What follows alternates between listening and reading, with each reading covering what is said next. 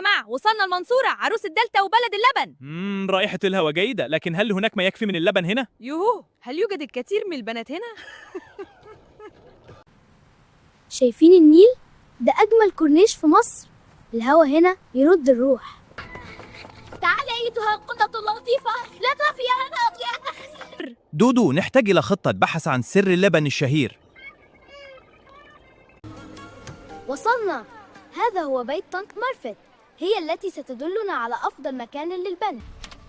يا ألف نهار أبيض، دودو حبيبي وأصدقائك العجيبون، اتفضلوا، البيت نور.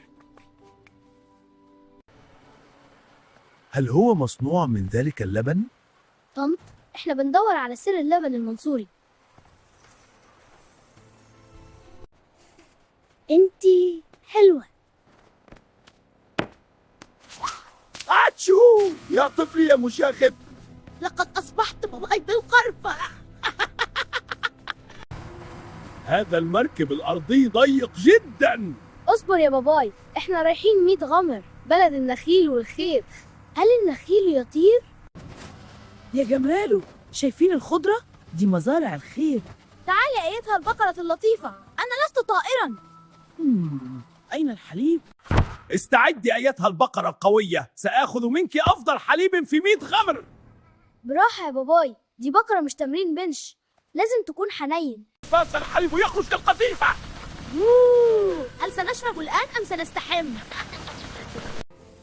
شين شان، أين أنت؟ يا إلهي، لقد خسرنا المشاغب في العشب. أنا برسيمة صغيرة. أهلا يا ولاد، تعبتوا نفسكم ليه؟ اللبن كله هنا. عم إبراهيم، السر في إيه؟ الحليب بتاعكم طعمه مختلف. السر في الأرض الطيب والأكل النظيف والرعاية. يلاهي، هذا الفطير يطير في فمي.